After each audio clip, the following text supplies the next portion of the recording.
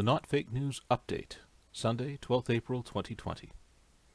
I know it's a no-post Sunday, but things keep happening. It's not my fault. Can't blame me. I didn't do anything.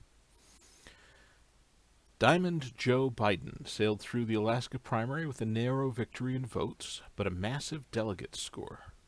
Turns out the DNC is acting on an obscure rule that prevents inactive candidates from earning statewide proportionate delegate awards. It's quite remarkable that Sanders took any delegates at all, much less the 4 that he managed. As if plagues weren't enough, we're now told a double wave of locusts is set to descend on East Africa.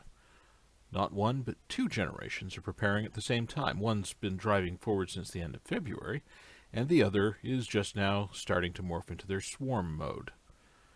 I really want to make a shopping mall joke, but there's a plague on. Maybe later. There's forest fires inside the Chernobyl exclusion zone, releasing vast clouds of radiation-rich smoke that are forcing evacuations downwind. Apparently, the absence of humans makes the ensuing brush fires worse since there are fewer organized fire breaks, like roads and parking lots. Speaking of fires, the newest Chinese amphibious assault craft, a mammoth vessel, roughly equivalent to one of our own marine amphibious units, only larger, caught fire not long ago. Official Chinese sources report that it was minor. However, there's speculation that it burned out its entire well deck and will require major repairs.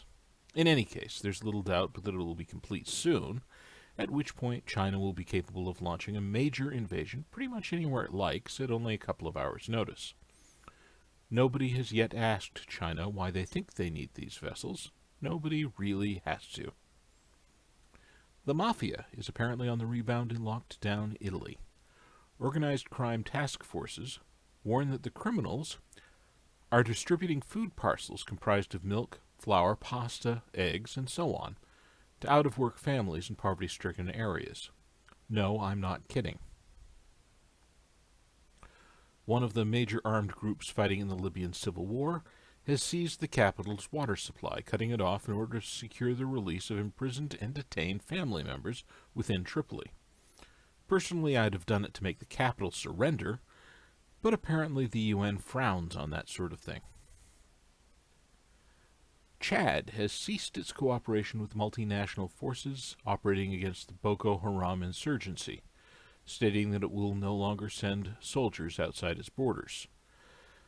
Chad's soldiers make up the bulk of trained forces in the area and have of late been absorbing most of the losses, according to Chad's government. 4 other nations, with French military support, are operating in tandem against Boko Haram jihadists in the Lake Chad region. The White House has declared war on the Voice of America.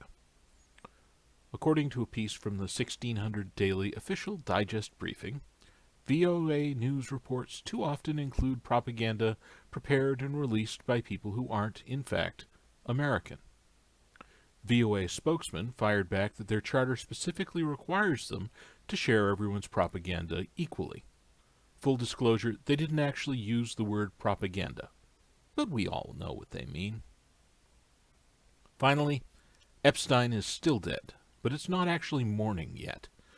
If the situation changes when the sun comes up, expect updates. And that's the news. Today, 12th April 2020. Stay safe, stay at home, and stay away from me. I will still accept your money, however. Please use the link below.